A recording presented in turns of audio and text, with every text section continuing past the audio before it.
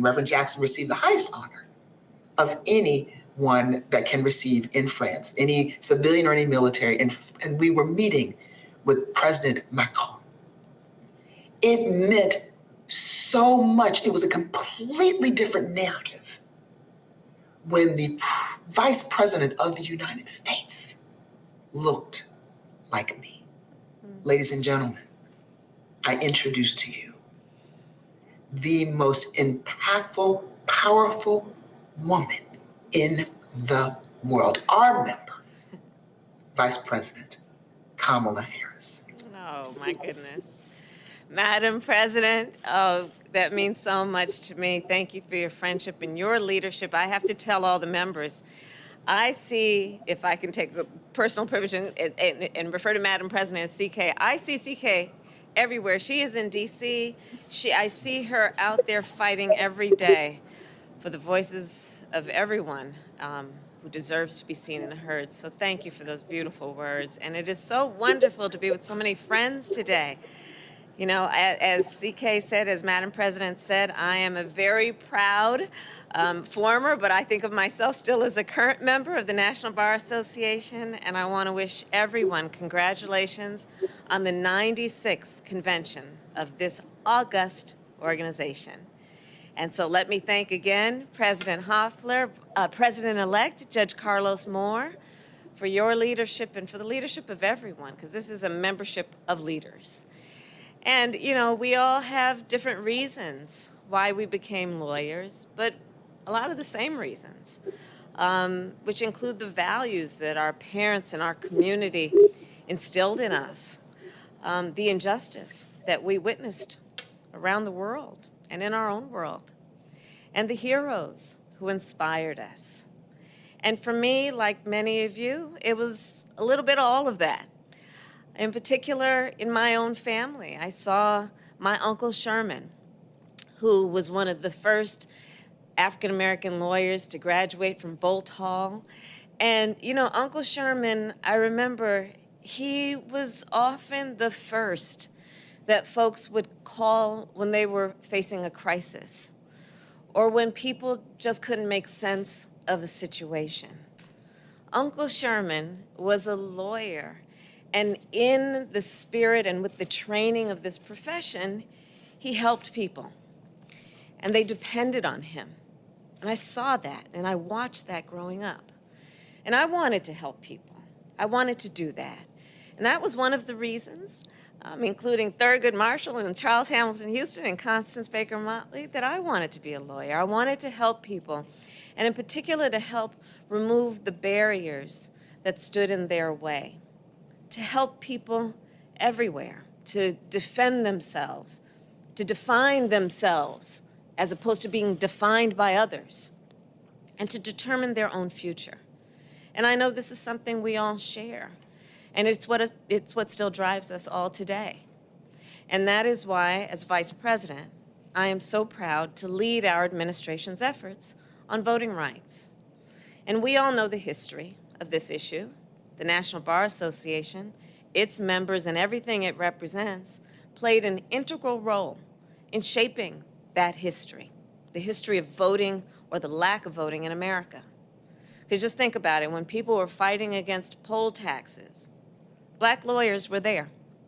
When people were marching in the streets, registering voters in the South, Black lawyers were there. When blood was being shed on the Edmund Pettus Bridge, when the Voting Rights Act was passed, Black lawyers were there. It is our members, it is Black lawyers who helped to lead the fight for the right to vote. And today, it is they, it is we, who are leading the fight to defend that right.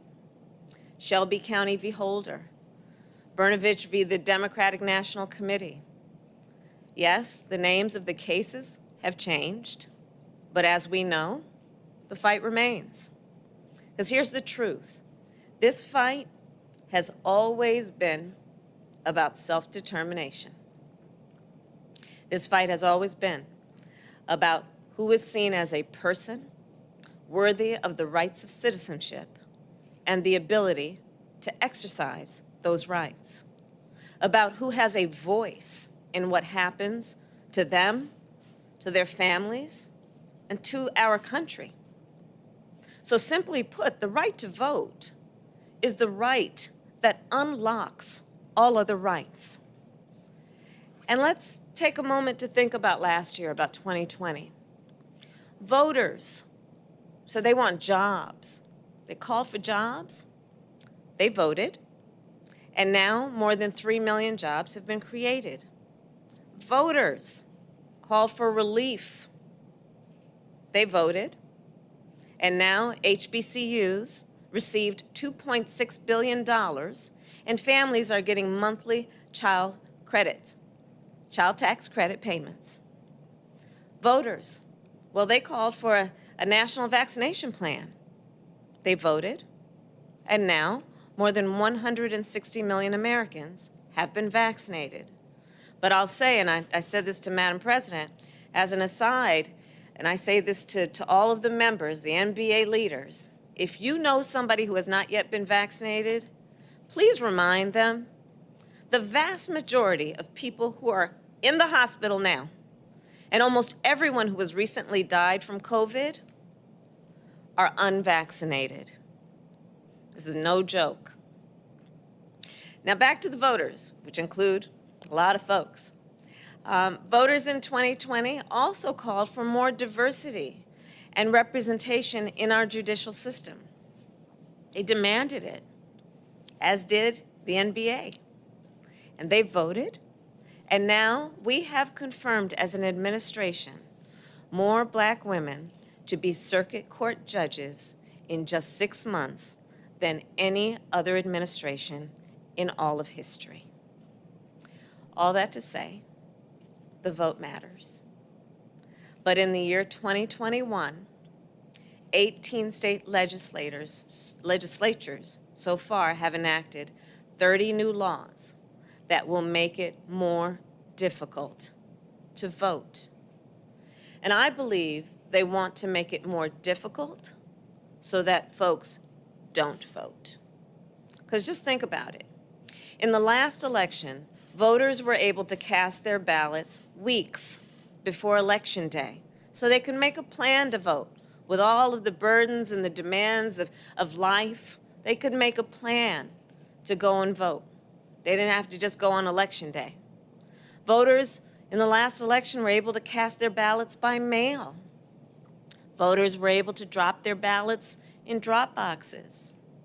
But now, state legislatures are trying to limit these options, reducing the number of days in early voting, reducing the number of drop boxes that are available, making it more difficult for people to stand in line to receive food and water. But here's the thing. Not everyone can stand in line for hours to vote on Election Day. We all know that. Nor should they have to. Americans need options to be able to cast their ballot, which is their right. And remember, this fight isn't only about who gets to vote or how. This is also about who gets to count the vote. Let's not lose sight of what's going on out there. Because some of these state legislatures are also trying to shift authorities from trusted local election officials to partisan political actors. So we must fight back against all of these efforts. We must fight to pass the For the People Act, which would create national voting standards, get dark money out of politics, and create fair representation by ending extreme partisan redistricting. We must fight to pass the John Lewis Voting Rights Advancement Act, which would prevent discriminatory laws and changes in voting laws that would discriminate. We must fight, NBA, we must fight on many fronts, including our Department of Justice, which under the leadership of Associate Attorney General Vanita Gupta and Assistant Attorney General Kristen Clark, has said it will change anti-voter and challenge, and by challenging, hopefully change, anti-voter laws. Civil rights organizations are similarly contesting anti-voter laws in the courts. And lawyers, including many of you, are starting to plan now to mount massive voter protection programs for next year's election. And let us pause for a moment to reflect and praise the incredible leadership of the National Bar Association, always and most recently in 2020, because it was the NBA and its members that were answering calls on the hotline, responding to litigation needs, monitoring the polls, and it made a difference. And so as we move forward, it's going to take all of us to ensure that all Americans can vote and have their vote counted in a fair and transparent process. So, I mentioned earlier that the National Bar Association has helped to shape history on so many levels, and especially this. And indeed it has. And that is because time and again, members of this organization have risen to the moment.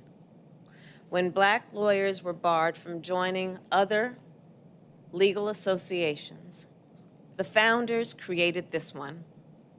When people of color and poor people could not afford counsel, this organization set up free legal clinics and offered pro bono services.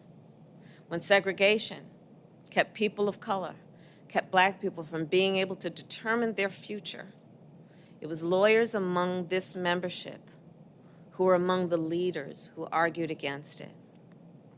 And today,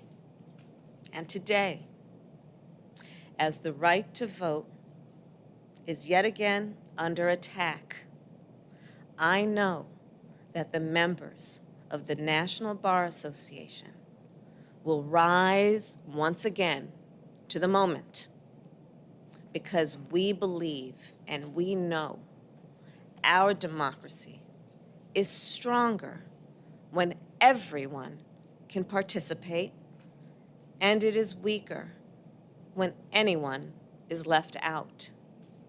So thank you all for your ongoing commitment, for your excellence, for your work. Thank you, and may God bless you, and may God bless America. I'll see you soon.